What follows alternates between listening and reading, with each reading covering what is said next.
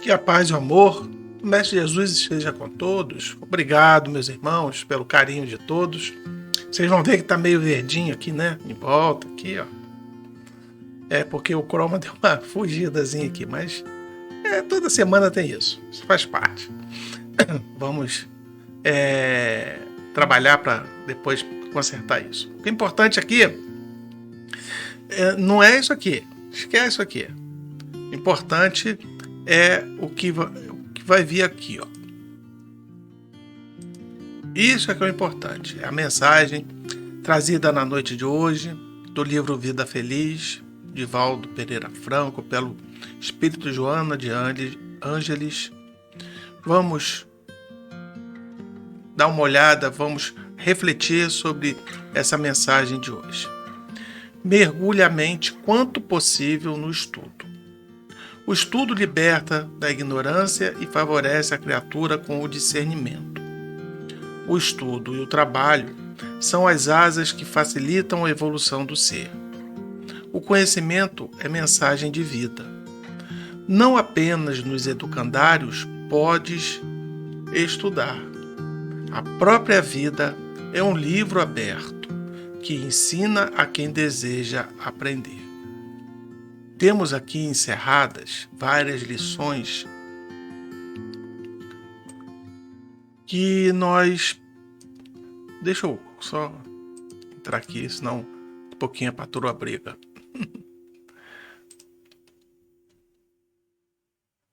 Vamos olhar o estudo como algo bem amplo, porque uma vez uma pessoa chegou para mim, mas não, eu sou analfabeto. Como é que eu posso ser espírita, então? E eu lembrei do nosso querido irmão Vicente, que falava exatamente que a vida é um livro. Nós olhamos para as pessoas, são como ensinamentos desse livro. Nós podemos aprender muito na observação. Então, já nos remete para o início do texto, que ele fala assim: mergulhe a mente quanto possível no estudo. Olha como as palavras têm um significado. Ele está dizendo assim: mergulha, entra de cabeça, estuda alucinadamente. Não. Mergulha a mente quanto possível. O que é esse quanto possível? É quanto eu consigo. Então, vou estudar até o ponto onde não é que eu esteja satisfeito, mas que a partir daquele ponto não está funcionando, eu não estou aprendendo direito. Nós pegamos tudo que nós aprendemos e vamos aplicando no nosso dia a dia. Vimos no texto da semana passada exatamente isso, que o trabalho é que gera a nossa força. Então, para que serve o estudo? É o calcanhar, né? É o alicerce, melhor dizendo, dessa conquista que é o trabalho. Então, vamos mergulhar no estudo, porque às vezes o trabalho é mais complicado.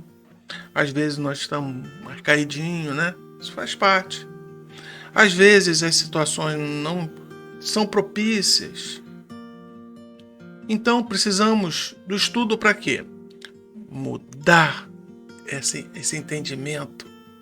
Como é que eu vou ter compaixão com o próximo se eu não consigo ter comigo? Se eu não consigo ter com as pessoas da minha família? Então eu tenho que estudar o que é compaixão e começar a entender dentro desse estudo o que significa a compaixão. Ou seja, estou falando compaixão é um exemplo, mas tudo que nos dá. Se eu falo para vocês, temos que ser tranquilos com as coisas, temos que acreditar que as coisas vão dar certo, temos que ter essa fé, essa esperança. Como é que nós vamos conseguir sustentar uma fé? Porque é a sustentação. Tem a fé fanática, que é aquela fé que você acredita em tudo, sem qualquer comprovação ou explicação. Então ela não tem sustentação em si e ela torna-se fanática exatamente por causa disso. Você quer fazer com que ela dê certo porque foi aquilo que você aprendeu e você não quer abrir mão. Mas a fé raciocinada requer da gente o quê? Estudo.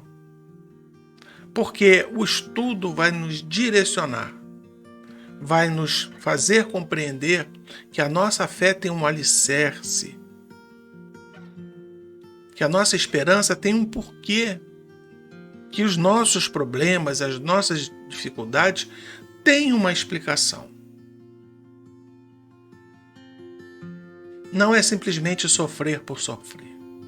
Não é simplesmente ser feliz por ser feliz, mas é encontrar dentro do sofrimento as questões de evolução, as razões do porquê estamos passando por aquilo.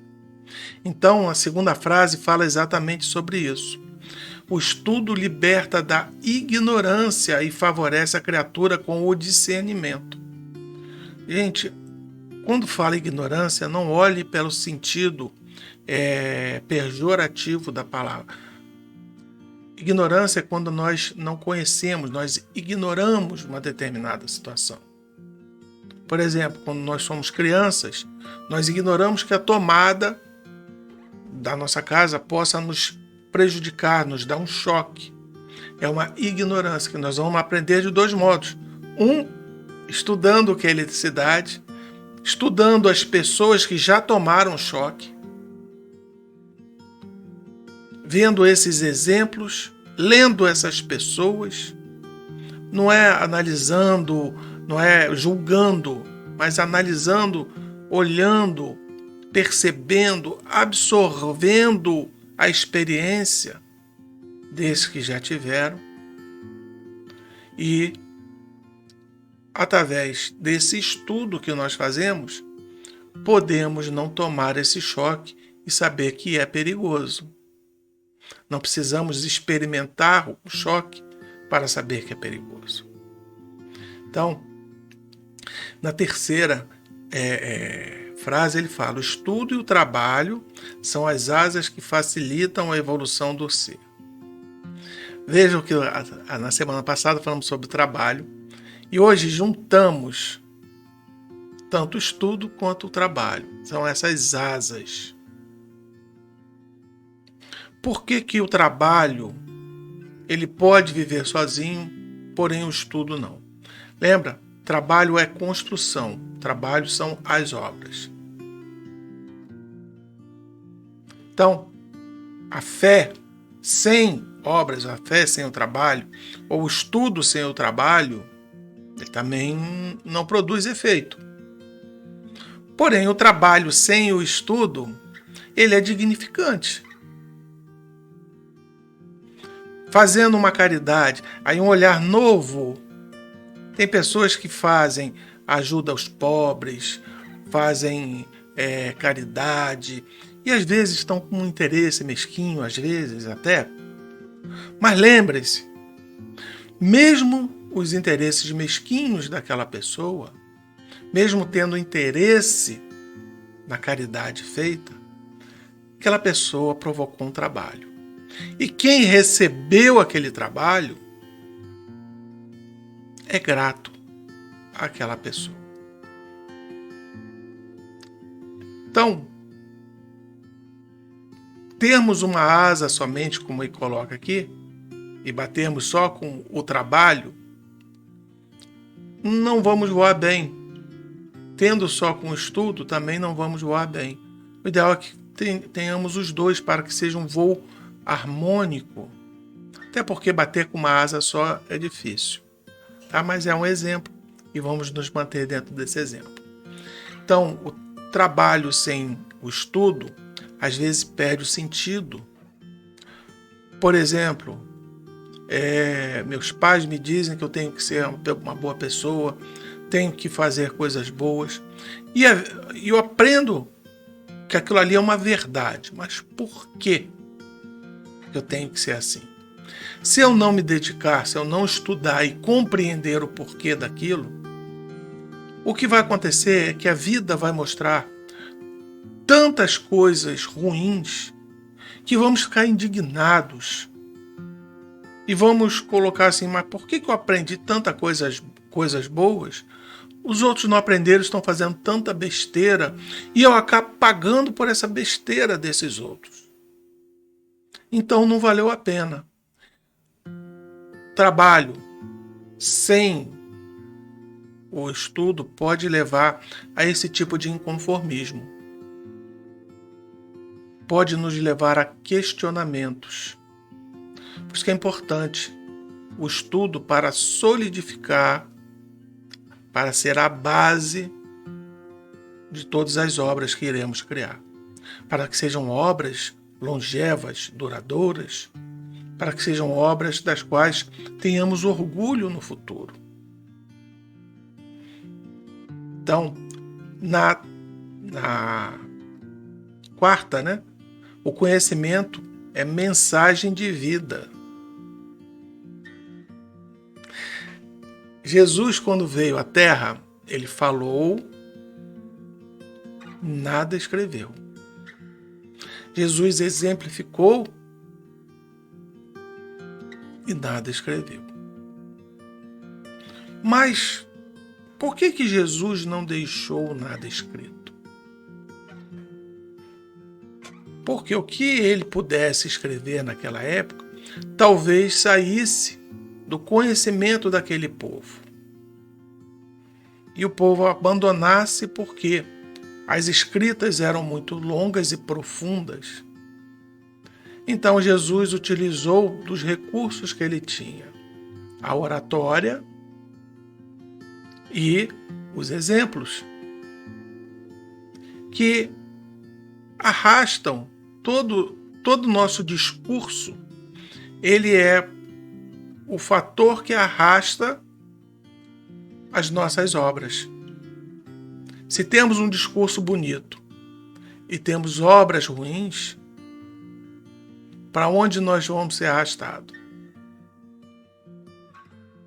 Então, olhemos que esse conhecimento que nos chega através de estudo, ele tem que ser um conhecimento límpido. Não adianta estudar coisas frágeis ou coisas que não levam realmente a um conhecimento mais profundo. Não nos transforma.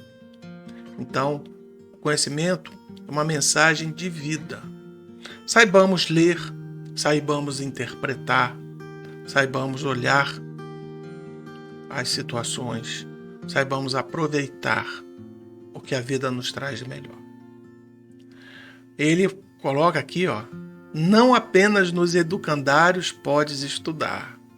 A própria vida é um livro aberto que ensina a quem deseja aprender. O que ele diz aqui é o seguinte: cada um de nós é como se fôssemos livros abertos, páginas a serem lidas.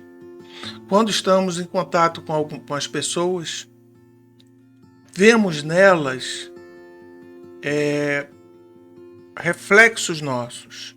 Então, as criticamos, as julgamos e olhamos naquela pessoa não um livro a ser estudado, mas um livro a ser criticado. Por isso que nós, quando estamos em determinadas situações, se em silêncio permanecermos e olharmos tudo que está em volta, nós podemos perceber o que significa aquilo. Podemos tirar lições valiosíssimas daquela situação. Podemos aprender muito com o nosso próximo, do que ele fala e das suas atitudes. Que as nossas atitudes sejam sempre as melhores.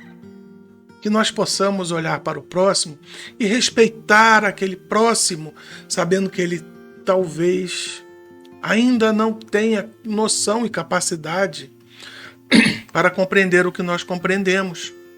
Há uma limitação ali. Respeitarmos essa limitação. Respeitarmos a maioria. Às vezes nós estamos numa situação, no trabalho normalmente acontece muito isso, em que um grupo se junta e acha que aquilo que estão fazendo é o melhor, e nós achamos que não é. Nosso primeiro impulso é reclamar e dizer: vocês estão errados, eu estou cansado de fazer isso, não vai dar certo. Mas você percebe que é um grupo, e o grupo está coeso, está unido, não tem o que ser feito. Então nós silenciamos.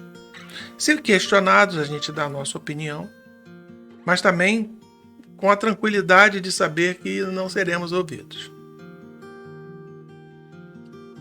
Nós aguardamos com paciência, paciência que vem dos céus, o tempo que é a razão de todas as coisas. E vamos ver o que vai acontecer. Se der errado, já temos a solução. Se der certo, talvez nós tenhamos que aprender mais. Então é importante não criticar. É importante olhar para todas essas conjunturas e aprender com elas. Ninguém é dono da verdade. Ninguém conhece tudo. E às vezes o que é bom para nós não seja bom para outra pessoa. São os conhecimentos que a vida nos traz, esse conhecimento que é a mensagem de vida. Ela nos campeia e nos posiciona. Saibamos respeitar o próximo, saibamos dar a ele o seu espaço e saibamos também construir uma relação melhor, fazer um entorno de vida melhor, sem tantos conflitos, sem tantas guerras, sem tantas lutas. Que Jesus abençoe a cada um, que Jesus dê a cada um de vocês tudo aquilo que vocês precisam. Todo amor, todo carinho. Se tiver com um probleminha de saúde, que dê todo o amparo, todo o sustento, que possa os protetores amigos ajudar a superar esse momento, através de passes magnéticos, revigorantes, que estiver passando problemas emocionais, problemas financeiros, problemas profissionais, que possa a proteção, que possa os trabalhadores, nesse momento, tocar o seu coração e trazer essa paz que só Deus é capaz de nos dar. Essa paz que Jesus semeou pela terra e diz que não é desse mundo a paz que Ele quer nos dar. Nos deu breves momentos de felicidade para entender.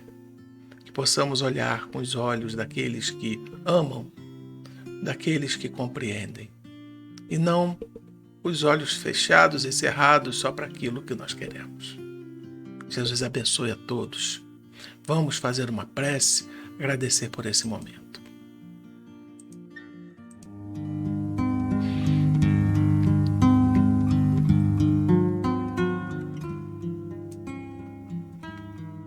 Amado Jesus, querido amigo, Senhor, o que seria de nós sem Ti? Senhor, que assim como nós olhamos para o nosso próximo como um livro, como olhamos para as situações que nos ocorrem, como grandes aprendizados, como capítulos dessa grande literatura que nós passamos, que possamos aprender, Senhor, cada um desses momentos, para que não cheguemos no final da página e temos que ler novamente porque não nos concentramos ou não conseguimos captar o que aquela situação nos trouxe de ensinamento, Senhor. Senhor, obrigado pela sua presença em nossas vidas, pelo seu carinho e pelo seu amor. Aqui estamos, Senhor, congregados, louvando, bendizendo e agradecendo o vosso nome. felizes de estarmos juntos nessa família espiritual. Abençoa cada irmão, traga tudo que cada um precisa, assim como também para mim, Senhor, que preciso tanto de Ti, que possamos todos nós trocarmos essas energias revigorantes. O plano espiritual maior desça sobre todos nós. Essas bênçãos, esses fluidos de muita força e de muita paz em nossas vidas. E que tudo que venha nos sucedessem seja sempre pelo amor de Deus. Graças a Deus e graças a Deus.